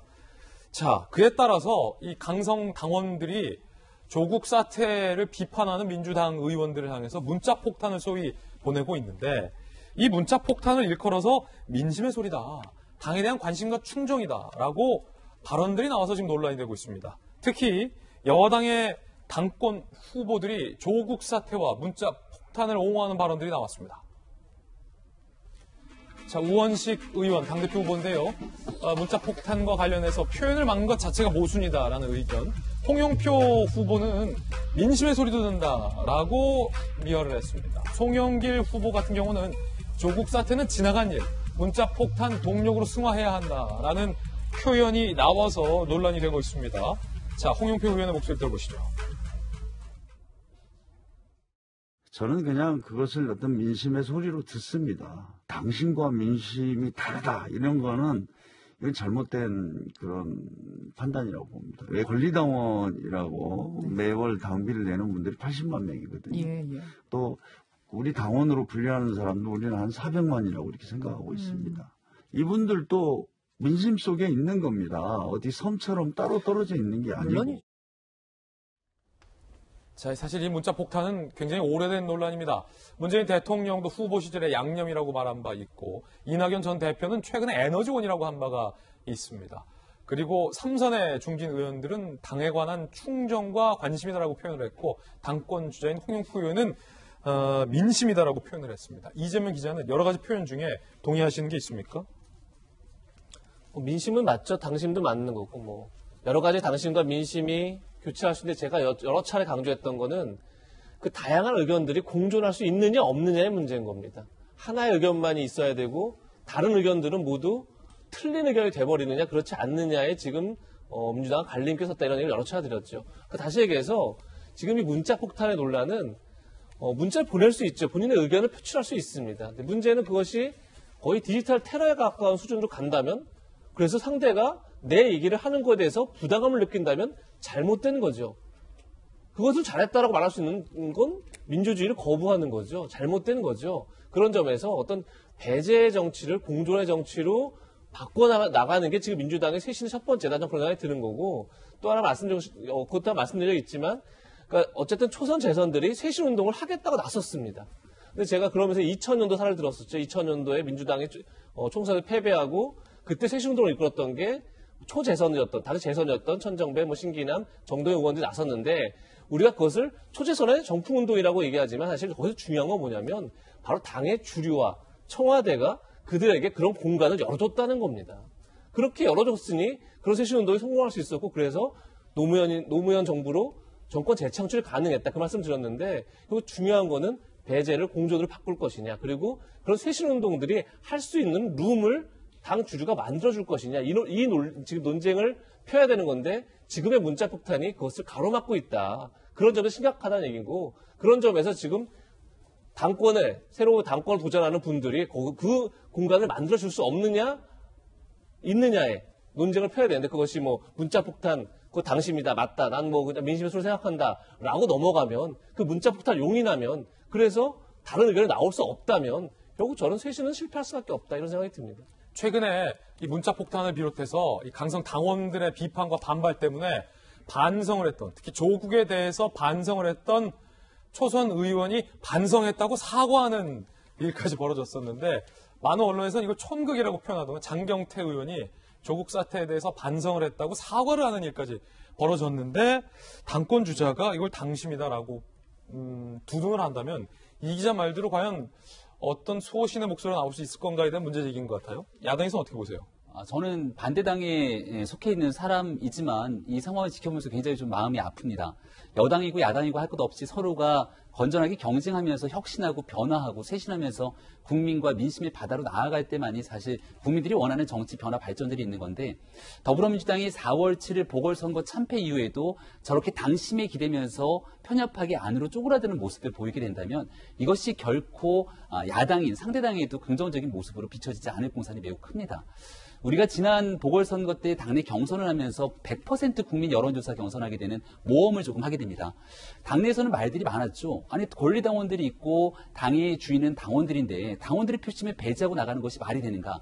하지만 결국 100% 국민조사를 통한 경선 과정을 거치면서 나왔던 많은 후보들은 당원들도 중요하지만 더 큰 국민들에게 이념과 정치적 상황들을 떠나서 국민의 민생을 향해서 바라보기 시작했고 그 결과 안철수 대표의 단일화 문제라든지 최종적으로 높은 지지를 얻어내는 후보의 선출을 이뤄내는 과정까지 조금 다른 변화의 모습들을 가져갈 수 있었습니다.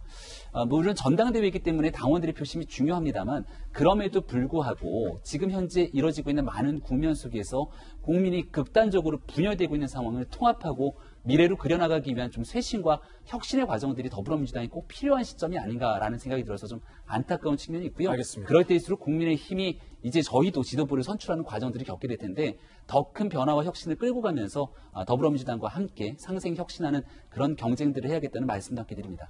자, 최고위원에 도전한 백혜련 의원이 조국 사태에 대해서 쓴소리를 했습니다. 들어보시죠. 우리 당의 민심과의 괴리, 공정과 정의에 대한 문제제기가 시작된 시점은 조국 장관의 사건으로부터 비롯된 부분이 있다는 것을 부인할 수는 없을 것입니다. 떠나갔던 민심을 되돌리기 위해서는 그 부분에 대한 성찰은 필요하다고 생각합니다. 자, 조국 사태에 대해서 비판을 하면 당선 강원들의 비난이 이어지는 상황에서 백혜련 의원이 굉장히 그걸 무릅쓰고 이 같은 발언을 했는데 그런데 여러 언론에서는 이런 백혜련 의원조차 조국 인사청문회 당시에 조국 전 장관의 의혹에 대해서 적극적으로 두둔했었다라는 비판을 하고 있습니다.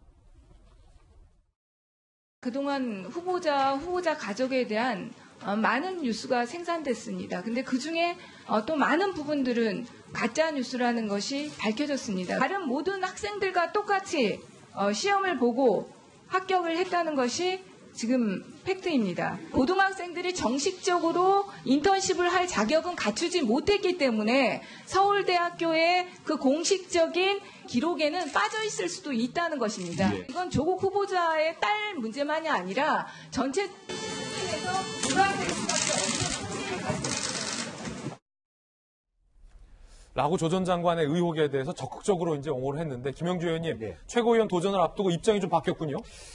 아무래도 이제 뭐 여당의 국회의원으로서 여당 말하자면 장관 청문회 같은 경우는 여당 의원들은 사실 여당 그 후보자들을 옹호하는 입장을 가질 수밖에 없는 한계가 있죠. 또. 그리고 이제 여러 가지 사항들에 대해서 확실하게 어떤 재판의 결과가 나온 상태도 아니었고 이제 그런 부분들 본인이 실제적으로 협조해 하지 않더라도 어쩔 수 없이 역할 분담을 하여서 그렇게 얘기할 수 있는데 그럼에도 불구하고 뒤늦었습니다만은 백혜련 의원이 이런 과거의 자기 행태나 여러 가지 그동안의 당의 과정에 대해서 반성하는 것 자체들 있는 것 자체로 받아줘야지. 그조차도 옛날에는 이랬다가 왜 지금은 이러냐라고 하는 것은 적절하지는 않는 것 같습니다. 네. 지금이라도 말하자면 당신과 민심의 괴리에 대해서 문제제기를 한다라고 하는 것은 오히려 또 용기 있는 행동일 수 있고요. 또 실제로 뭐 문자 폭탄 초선 의원들이 받고 있는 가운데서 이런 일을 했다는 건 좀 용기 있다고 오히려 칭찬해야 될 일이라고 보고 오히려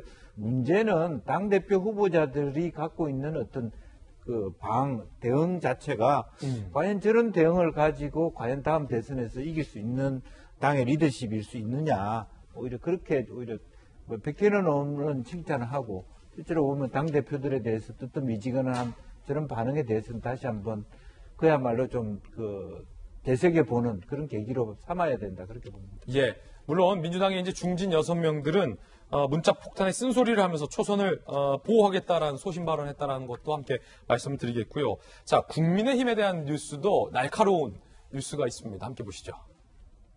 국민의힘이 승리한 이유는 더불어민주당이 잘못해서가 61%가 나왔습니다. 자, 그럼 더불어민주당이 패배한 이유 뭘까요?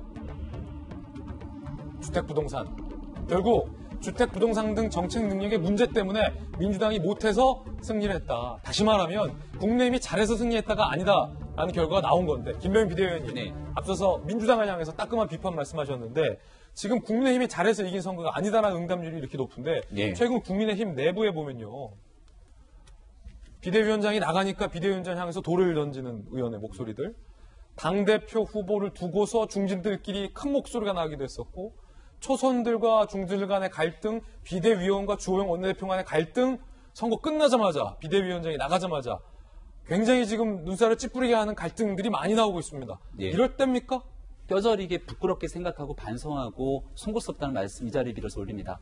4월 7일 보궐선거 이후 국민의 민심을 정확하게 캐치했다면 4월 8일부터 국민의힘이 나아가야 될 방향은 부동산 문제를 서울과 부산에서 어떻게 다른 대안을 갖고 해결할 수 있는지에 대한 모습을 보였어야 되고 20대, 30대 젊은 층들이 왜 그토록 더불어민주당에 실망하고 국민의힘을 지지했는지에 대한 그 여망과 마음을 알게 된다면 청년들이 코로나19 이후로 얼마나 고통스럽고 힘든 나날을 겪고 있는지를 만나서 그 민생의 문제를 해결하기 위해 노력을 해야 되고 일자리 문제부터 그리고 문재인 정부에 실망한 공정과 지금 현재 일어나게 되는 부정의에 관련된 문제들을 과연 서울과 부산에서부터 국민의힘은 어떻게 해결할지를 보여줘야 되는 일인데 그 골든타임을 이렇게 허비하고 있다는 상황 속에서 지도부의 한 사람으로서 깊은 사죄의 말씀을 드릴 수밖에 없습니다. 하지만 지금부터라도 이제 남은 기간 신발끈 동여매고 국민들이 지지해준 그 동력과 원인이 있기 때문에 앞으로 남은 기간 국민들이 여망에 부응할 수 있도록 지도부 선출부터 최대한 불협화음 없이 단결된 변화와 혁신에 매진해 나가겠다는 말씀도 함께 더불어 올립니다.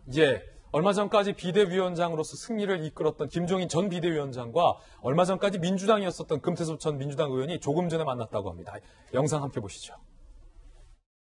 신당 창당에 대한 얘기는 오늘 저 개인적인 모임이라서요. 제가 말씀드리기가 어렵습니다. 개인적인 모임이라면 제가 사적으로 만나서 말씀 나눈 거라서 제가 나눈 얘기 말씀드리기는 어렵습니다. 여러 가지 말씀드렸고 또 좋은 말씀 많이 듣고 했는데 그 내용에 대해서 말씀드리기는 어렵습니다.